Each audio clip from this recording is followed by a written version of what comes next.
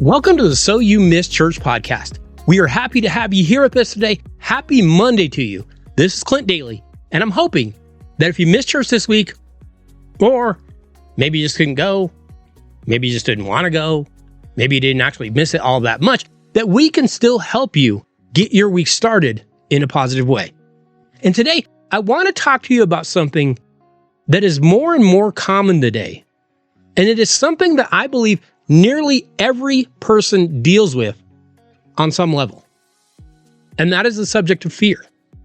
Did you know that according to the National Institute of Mental Health, approximately 19% of adults in the United States have experienced an anxiety disorder over the past year?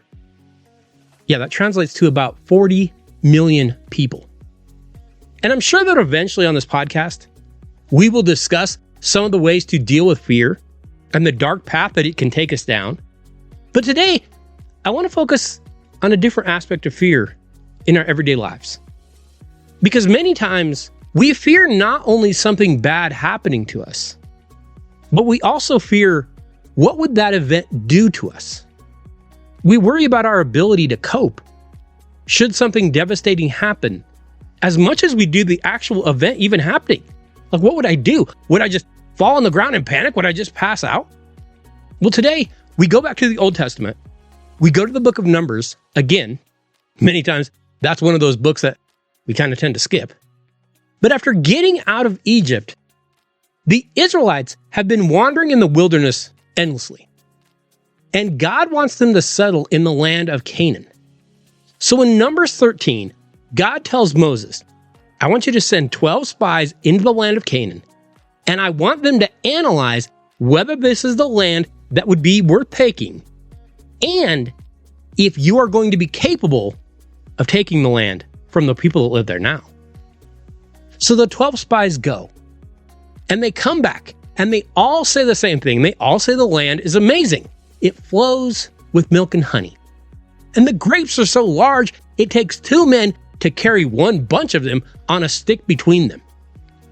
However, in verse 28, we read, but the people who live there are powerful, and the cities are fortified and very large. They go on to say that they look like grasshoppers next to the inhabitants that live there. Now, 10 of the spies said they could not take the land. However, there were 2 spies that said, we have God on our side, we can do this. Those 2 spies were named Joshua and Caleb.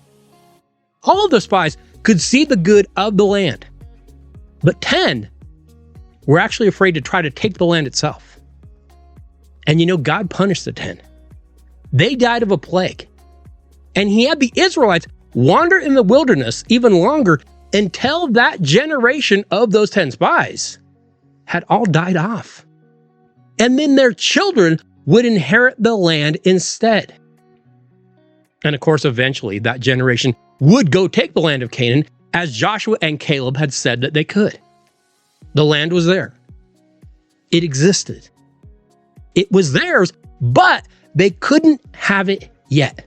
And in the passing of that generation and the healing of that land being there for them, there was a healing of the Jewish people for the sin of the 10 spies. And from this, there is actually a phrase in Jewish culture, and it says, before God gives you a wound, God gives you the healing. Now, I want you to think of the things in your life that you have overcome. Maybe it was the loss of a loved one. Maybe it was a sickness. Maybe it was a divorce. Maybe it was a situation with your job. Maybe it was a global pandemic. Or maybe it was just one of those fears or anxieties that your brain kind of came up with. But if I had told you prior to those events taking place in your life that you would have to overcome them, we would say, oh no, I can't. I could never. I would be unable to go on, and yet, here you are. Well, how did we survive? How did we make it? How did we overcome it? Because before God gives us a wound, God gives us the healing. We have had that power in us all the time, but we don't realize it until we actually encounter the problem. Many times we fear our future reactions, and yet most of us have already overcome so many adversities, we don't need to worry about our reactions. We will meet the challenge. It's already within us. Because before God gave us a wound, God gave us the healing. Hey, remember, you can always contact us at youmisschurch@gmail.com.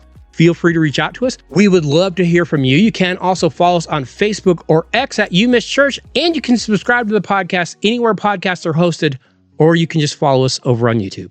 I wish you all a very happy Monday, and I hope that you all have a great week.